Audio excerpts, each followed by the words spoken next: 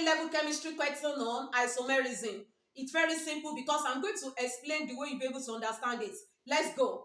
The question says that compound Y has the structural formula of CH3COO CH2 CH then CH3 2 in brackets. Which compound is a position isomer of Y? Which compound is a position isomer of Y? Then what is position isomer? What is position isomers? So position isomers are isomers with the same molecular formula, the same functional group, but the functional group attached at different position on the carbon chain. The same molecular formula, the same functional group, but the functional group attached at different position on the carbon chain. So that is, there is change in the position of the functional group. Then what is the functional group of this organic compound? The functional group is COO, which is the functional group of alkanoate. Which is the functional group of alkanoate? The functional group of alkanoate is what? Is COO. So it shows that we are looking for what? A member of alkanoate from the option. We are looking for a member of alkanoate. Now let's start with the first one. The first one is 5-hydroxyhexane-3-one. This is an alkanone. This is an organic compound under alkanone. So this one is out. Then let's move to B, option B, butyrethanoate. Ethanoate is an alkanoate. So let's tick this.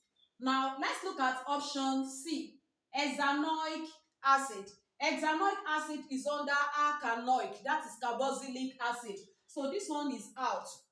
Then the third one is propylpropanoate. This is another member of alkanoate. So we are going to consider these two what? These two alkanoates. Now we focus our attention on what? On position isomers. Now let's look at the position of this functional group. The position isomer is talking about the same molecular formula, the same functional group, but the functional group attached at different position on the carbon chain. The functional group attached at different position on the carbon chain. Now let's look at the position of the functional group. The functional group is on the second carbon atom. When you look at it from this side, 1, 2, the functional group is on the second carbon atom. That is the number 2 carbon atom. Now let's write the molecular formula of this butyrethanoate. Butyrethanoate, that is, the buty is C4H9. Then the ethanoate is CH3COO. So we can see that the functional group is on the what? On the second carbon atom. This is the first carbon atom. This is the second carbon atom. So the functional group is on the second carbon atom. But the position isomer is talking about the same what?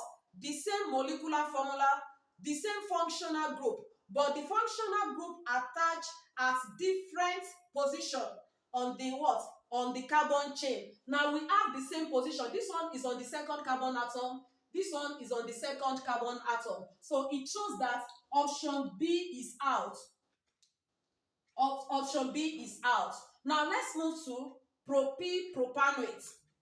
Propy is C3H7. Propy is C3H7. Then what of propanoate? Propanoate is CH3. The propanoate will be the third member of alkanoate.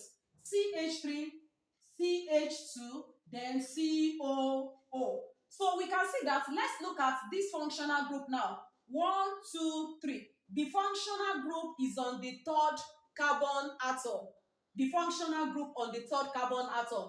Position isomer is talking about the same functional group, the same molecular formula, but the functional group appear at different position on the carbon chain. So we can see that the functional group is on the what?